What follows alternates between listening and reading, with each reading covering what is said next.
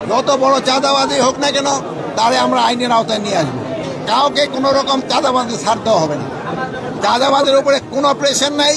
যে কোনো চাঁদাবাজ ধরন পান আমাদের দেখান, সাথে সাথে তারা আমরা আইনের আওতায় নিয়ে আসবো। এটা ক্ষেত্রে আপনাদের একটু সাহায্য সহযোগিতা দরকার। আপনারা একটু চাঁদাবাজগুলির আইডেন্টিফাই করে দেওয়া, আমরা আইন শৃঙ্খলা বাহিনীর হাতে সোপর্দ করা। রাজনীতির ব্যাপারে প্রধান উপদেষ্টা যেটা বলেছে ওর উপরে আমাদের কারো কোনো কথা নেই। স্যারে যেই তারিখে বলছে ওই তারিখে নির্বাচন হবে, যেই মাসে বলছে ওই মাসে নির্বাচন হবে। কে কি বললো ওইটা শোনার আমাদের কোনো দরকার নেই। নির্বাচন ঠেকাতে আপনারাই প্রস্তুত।